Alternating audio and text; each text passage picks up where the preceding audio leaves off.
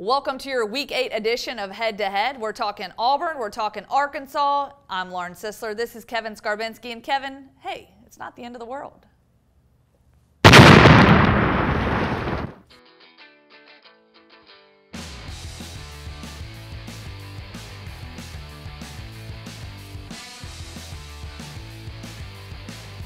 All right, Lauren, let's break this thing down because a breakdown is what happened to Auburn at LSU, after which Gus Malzahn said it's not the end of the world, which has infuriated the Auburn fan base as it should.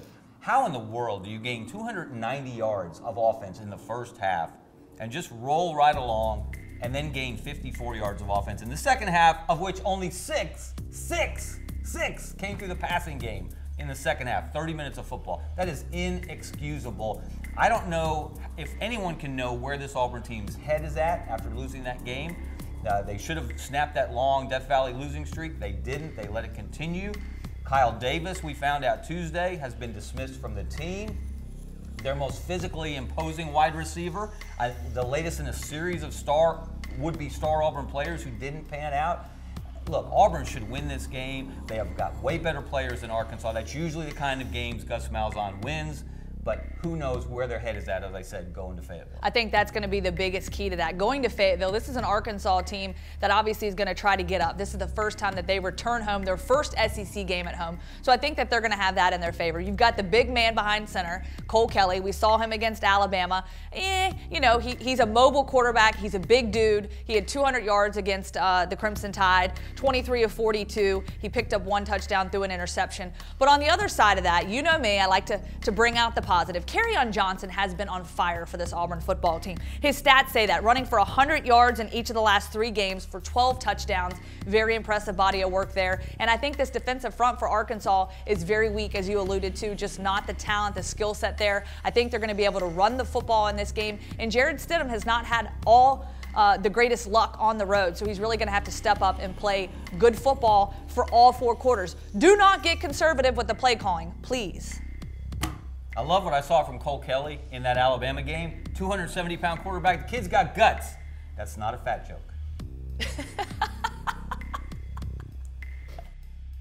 Okay, Kevin, so prediction time. I'm going to go with the Auburn Tigers in this one. I think that they're going to bounce back from this loss. Obviously, this is probably one of the toughest losses that this Auburn team has faced in a really long time. Gus Malzahn, probably the worst in his 5-year tenure. I think this team is going to come back. It's going to take a little bit of time. I know that it stung a little, so I expect to see maybe a slow start in the first quarter. We're not going to see them jump out to a 20-point lead like they did against LSU. But in the end, I think Auburn will come out with a big win on this one. 35-21 is my final score. Actually, I listed this as the 3rd worst loss under Gus Malzahn. I did a list. You can read it on AL.com, by the way. Nice plug there. After the Florida State loss in the national championship game, it's hard to beat losing the national championship in the last 13 seconds. And then the Texas A&M loss in 2014. Really, this program hasn't been the same since. That was the butt fumble game, another fumble late in the game that cost the Tigers. So we don't, again, I don't know what to expect from this team. They have far superior athletes to Arkansas. I was shocked at how untalented Arkansas was in that game in Tuscaloosa last week. Alabama's freshman team could have beaten Arkansas. And Auburn should win this game. They should win this game handily. But they have lost 3 of their last 4 in Fayetteville. Lost in quadruple overtime. Oh, yeah, that's right. Gus Malzahn's only trip there. This game is personal to him because he's an Arkansas native. He started his college career at Arkansas before he transferred to Henderson State, played some wide receiver there. So I don't know what to expect. If Auburn doesn't win this game, then the fan base will have completely deserted Gus Malzahn. They should win. I think they will win. I think it'll be a lot closer than the experts think. I'm going to say 19-13.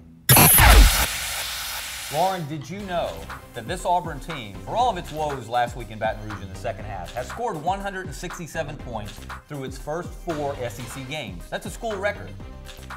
What is the previous record for an Auburn team scoring points through its first 4 SEC games? What year? What year?